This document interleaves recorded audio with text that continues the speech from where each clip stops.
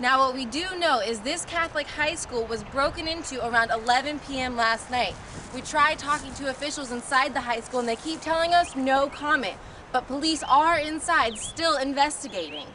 This is where they used to tally the votes for Clark County right behind me, but not anymore. This year instead it's done by congressional districts. Now that's delaying knowing where our 76 delegates are headed. That 76 might seem like a lot. In fact, more than any other state voting today, but Gingrich won't take home all 76 unless he wins by more than 50% of his home turf vote. The soccer fields here at the UGA Intramural Sports got a recent upgrade, 2 new gates. This may not seem like a lot, but to soccer players, this can mean the difference between a win and a loss. Last year, Athens received the Bike Friendly Community Award from the League of American Bicyclists. They got this among only 21 other cities in the United States. If they keep making improvements like adding bike lanes like this one, they can go from the bronze to the silver level. Bike lanes like this keep bikers off the road and away from cars and buses. This is Tanger Creek. It was looked at back in 2010. It's described as an urbanized creek because it's surrounded by most of the University of Georgia, including Sanford Stadium.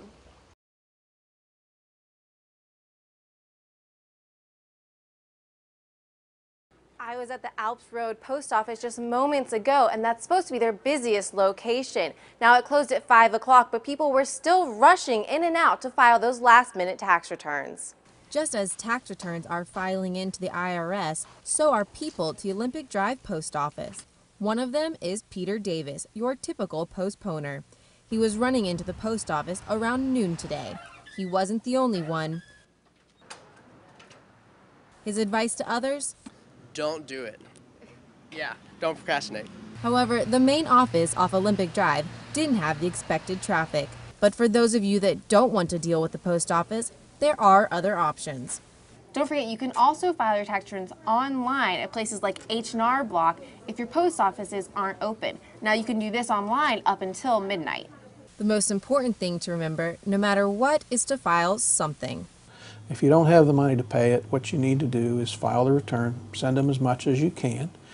Normally, if you can put together an agreement that will pay it off in 18 to 24 months, they'll work with you. But don't let the clock tick down to midnight and avoid the inevitable. The penalties for not filing are literally 10 times as high as the penalties for not paying.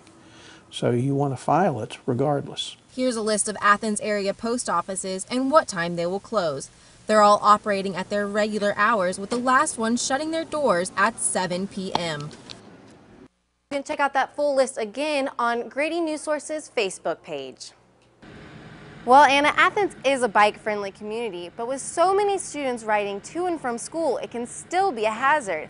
If cyclists in Atlanta get their way, state roads here in Athens could be seeing some changes. Cyclists from all over pedaled into the state capitol with a purpose. We need to remind the legislature that bicyclists know where the Capitol is, and we're organized, and they need to pay attention to us. Georgia Bikes, who helps sponsor the event, wants to make sure future road projects meet the needs of cyclists and protects their legal rights. They also want to secure a fair share of dedicated funding for bicycle facilities and infrastructure. The Alliance of Biking and Walking released their 2012 benchmark report, rating Georgia the 41st worst among bike safety. Now, Athens is making improvements. They received the Bike Friendly Community Award last year. But the high volume of cyclists means there's still a long way to go. If the Complete Streets policy passes, state roads like Millage, Prince, Broad, and Atlanta Highway would have to include improvements fit for walkers and cyclists anytime they are repaired. We want them to recognize that when they're building and designing roads and highways and streets, that streets are not just for cars, they're for people.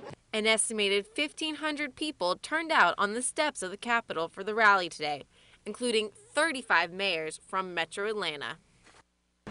I spoke to Brent Bice, the executive director of Georgia Bikes, and he told me the most successful moment of the day was getting Gainesville State Senator Butch Miller to change his mind about legislation that calls for riders to cycle single file on roads.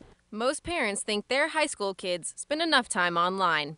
Now they might have to log some more hours just to graduate. The Georgia Senate wants to require high schoolers to take at least one online class to get that diploma. The bill passed the Senate today under fire from some lawmakers. You can put a tutu on a pig, but it's still a pig. You could put a tutu on a mandate, but it's still a mandate. Schools could use private online education providers, courses offered by other online public schools, colleges such as UGA, or the Georgia Virtual School, which is run by the Department of Education. A main concern remains at the forefront. Can rural areas get easy access to the internet? They don't have a Mandarin Chinese teacher. They don't have a physics teacher. They may not have a Calculus 2 teacher. So some of the schools that don't have access to these classes and these students are going to be the students in schools that are most helped. Supporters say that online classes will save the school system's money. Senate Majority Leader Chip Rogers say the cost of the online courses will be capped at $250 per person. For Grady News Source, I'm Leah Breevoort. Yes, I'm standing outside admissions where they're making tough decisions about who will stay and who will go. President Adams said on Wednesday that the number of applicants will set a new record for UGA. But although there's more people applying, they still only have about 5,000 slots to fill. Go dogs, sick 'em. Between 19 and 20,000 students want to be yelling that between the hedges in the fall, a record number for the University of Georgia.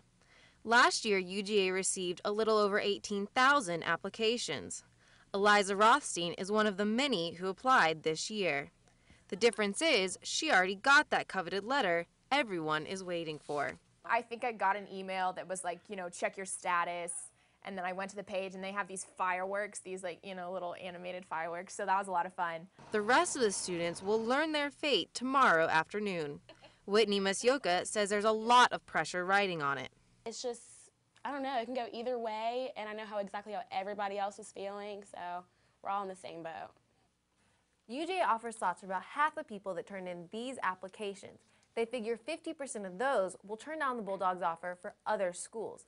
But that didn't happen last year. They had a larger freshman class than they could handle. Eliza put in applications for Yale, Harvard, and Columbia. Whitney got her acceptance from Emory yesterday. For the UGA admissions office, it isn't about Eliza and Whitney. It's about hitting their goal of an incoming class of around 5,200 students. Academically, the UGA freshman class will be among the top 15 best in public universities in the U.S. Their average SAT score, 1275.